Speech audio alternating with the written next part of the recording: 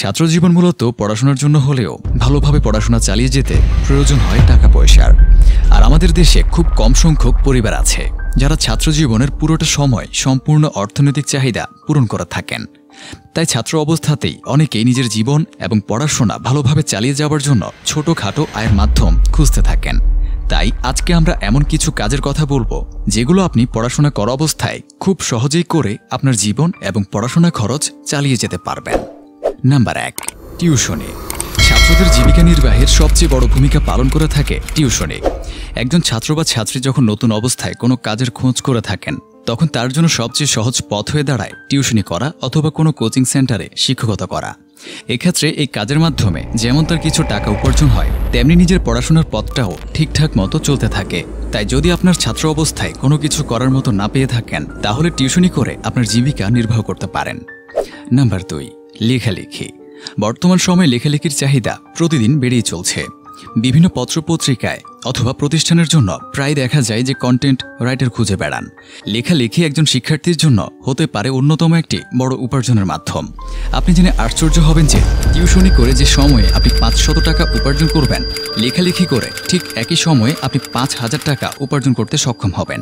তাছাড়া লেখালেখি করার মাধ্যমে আপনার এক্সট্রা কারিকুলাম অ্যাক্টিভিটিসের বিষয়গুলো অনেক শক্তপোক্ত হবে, যা ভবিষ্যতে চাকরির ক্ষেত্রে আপনাকে অন্যদের থেকে এগিয়ে রাখবে। Number 3, ride sharing. প্রযুক্তি উন্নয়ন ও মানুষের বিলাসিতার কারণে হোম ডেলিভারির মাত্রা দিন দিন বেড়েই চলছে। এখনকার মানুষ খাবার খেতে চাইলেও রেস্টুরেন্টে গিয়ে খেতে চায় না। ফুড পান্ডার মতো নামকরা কোম্পানিগুলো মানুষকে ঘরে বসে খাবার পাওয়ার ব্যবস্থা করে দিয়েছে, আর এর মাধ্যমে ব্যবস্থা হয়েছে লক্ষ লক্ষ তরুণদের কর্মসংস্থানের। তাই পড়াশোনার পাশাপাশি রাইড শেয়ারিংয়ের কাজের মাধ্যমে অর্থ উপার্জন করা সম্ভব, যা একজন ছাত্রকে সহজে তার জীবনযাপন করার ক্ষেত্রে প্রচণ্ড সহায়তা করবে। তাছাড়া ডেলিভারির পাশাপাশি উবার এবং পাঠাওয়ের মতো প্রতিষ্ঠানের সাথে যোগ দিয়ে যাত্রীদের এক জায়গা থেকে অন্য জায়গায় নিয়ে গিয়ে ভালো পরিমাণ অর্থ উপার্জন করা সম্ভব। Number 4, blogging. ছাত্র জীবনে অন্যতম একটি স্মার্ট উপায় হিসেবে ব্লগিং উপার্জনের মাধ্যম হতে পারে। আপনার যদি টুকটাক লেখালেখির অভ্যাস থাকে তাহলে সেগুলো নিজের ব্লগ বা ওয়েবসাইটে প্রকাশ করার মাধ্যমে ভালো পরিমাণ অর্থ উপার্জন করতে পারেন। তবে এক্ষেত্রে ব্লগিং সম্পর্কে আপনার অল্প স্বল্প টেকনিক্যাল জ্ঞান থাকা প্রয়োজন। অনেকে ব্লগিং প্রফেশনকে লেখাপড়া শেষ করার পর স্থায়ীভাবে গ্রহণ করে থাকেন। তবে স্থায়ীভাবে গ্রহণ না করেও ছাত্র অবস্থায় লেখাপড়ার পাশাপাশি এখান থেকে ভালো পরিমাণ অর্থ উপার্জন করা সম্ভব। Number 5, video blogging. ইউটিউব এবং ফেসবুকের মতো প্রতিষ্ঠানগুলো ভিডিও ব্লগিং ক্ষেত্রটাকে দিন দিন অনেক বড় পরিসরে মানুষের সামনে তুলে ধরছে। আজকাল মানুষ কোনো কারণ ছাড়াই ইউটিউব এবং ফেসবুকে ভিডিওগুলো দেখে থাকে। তাই আপনি চাইলেই লেখাপড়ার পাশাপাশি আপনার আগ্রহের ব্যাপারে ভিডিও বানিয়ে সেগুলোকে ফেসবুক কিংবা ইউটিউবে আপলোড করে সেখান থেকে অর্থ উপার্জন করতে পারেন। এক্ষেত্রে খুব বেশি টেকনিক্যাল নলেজের প্রয়োজন হয় না। Number 6, freelancing. লেখাপড়ার পাশাপাশি যে কোনো একটা ব্যাপারে দক্ষতা অর্জন করে তার মাধ্যমে অর্থ উপার্জনের সুযোগ রয়েছে বর্তমান সময়ে। Web development, search engine optimisation কিংবা গ্রাফিক্স ডিজাইনের মতো কাজের ক্ষেত্রে ফ্রিল্যান্সিং করে অনেক টাকা উপার্জন করা সম্ভব। বর্তমান সময়ে এমন অনেক শিক্ষার্থীরা রয়েছেন যারা লেখাপড়ার পাশাপাশি ফ্রিল্যান্সিং করে জীবিকা নির্বাহ করছেন। টিউশনি বা কোচিং সেন্টারে পড়ানোর থেকে এই কাজগুলো স্বল্প সময়ে আপনাকে অনেক বেশি টাকা উপার্জন করতে সহায়তা করবে। Number 7, affiliate marketing. Affiliate marketing অনেকটা ব্লগিংয়ের মতোই। এখানে বিভিন্ন পণ্য বিক্রি করার মাধ্যমে আপনি কমিশন পেয়ে থাকবেন। আপনার বিক্রিত পণ্যগুলো যদি বাইরের দেশের হয়ে থাকে তাহলে কমিশনের পরিমাণ পণ্য প্রতি $2 থেকে $50 পর্যন্ত হতে পারে।